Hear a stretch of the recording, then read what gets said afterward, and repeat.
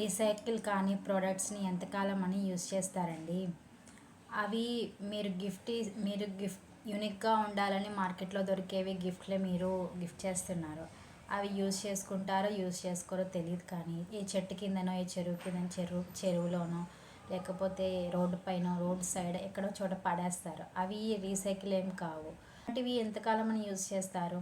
అవి వాటి వల్ల మనకి హార్మ్ఫుల్, ఈ ప్రకృతికి హార్మ్ఫుల్. రీసైకిల్ అయ్యే ప్రోడక్ట్స్ని యూస్ చేయడం ఎప్పటి నుండి స్టార్ట్ చేస్తారు. నా ప్రోడక్ట్ని నేను సేల్ చేయడానికి ఇవన్నీ చెప్పట్లేదు. కొంచెం ఆలోచించి, నేను ఎవరికి గిఫ్ట్ ఇచ్చినా కూడా హ్యాండ్మేడ్తో తయారు చేసిన గిఫ్ట్నే నేను ప్రజెంట్ చేస్తాను. లేకపోతే అసలు గిఫ్ట్ ఇవ్వను. నేను తయారు చేసినవే ఇస్తాను.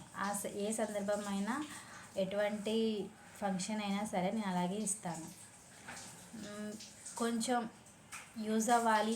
అవి వాళ్ళు యూజ్ చేసుకోకపోయినా కూడా మనకి హార్మ్ఫుల్ కాకూడదు, ప్రకృతికి కూడా హార్మ్ఫుల్ కాకూడదు అని నేను ఆలోచిస్తానండి.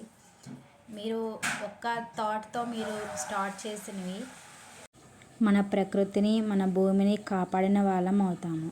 ఎంతమంది చేంజ్ చేసుకుంటారు థాట్ని.